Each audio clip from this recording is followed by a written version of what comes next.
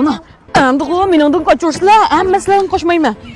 Hey, Orzam. Ha. Nimang bor? Hey, nim bo'ldi? Men kelish kelgan birman, og'il yuza. Ha.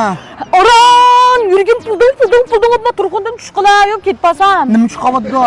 Yurgin.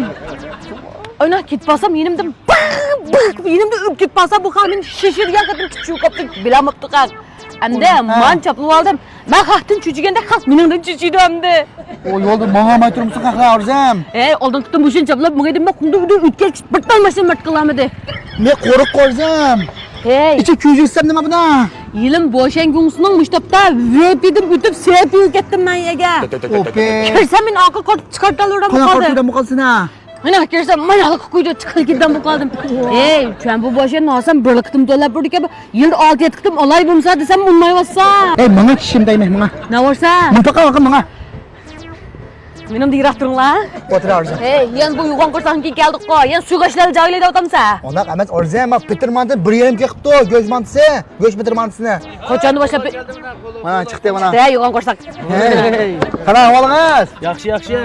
Bu Qusol basalarga sizdan so'ramaydi Petermandan 1,5 ga qilyapti xilqo. 1,5 ga yashaymiz. Men haqda o'ngildim, o'nglab kelib qilyaptim.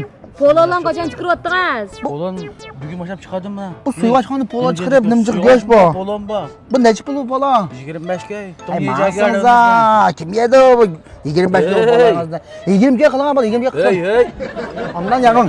Siz uzatda nurg'un palaydan qilyapsiz, xalaqamizga shuna payz ishlarni. Bo'lmadim 20 ga qildi. Petermondan yapaqni aytchiqmi? Peterman akalga Petermandan. Yo'dingmi? 20 arzonmay baqiray. Ne 20 ga polo va. Hey, keldim mana. Oy yo'q mana. Hey, ichi go'sht olgansiz a? Voy, chi go'shtlar. Go'sht bordi bu ichida. Mush 1,5 Qas deyman. deyim, nay. Men unutqog'icha qilmoqman 3 kunlik 2 kunlik. Kuchlik emas-ku bu. Yo'q, kuchlik emas. To'nglanma mana go'shtni chiqilib qaranglar. Chiqilib xiyal o'z yo'g'on bilan yo'g'on ishlanib qo'ydim bodim. Hozircha Shinfuluda. Men Shinfuludagi g'uz kaboblarni bizlar burun suyg'ashlanishini e'lon nurg'un qilamiz biz. Mush Shinfuluda chiqdi bu tamoqlar. Ha, nima qoladi ekan nima? Nima deydi ekan? Polon deganda chiqmaydi hozir. Shexola do'kon chiqmaydi. Ana olsa qaranglar, men Petermanta 1,5 ko'y. Polorimiz 20 ko'y. Ha, bu faoliyatning vaqti. Mush unutqog'icha qilamiz mush bitim. Hey.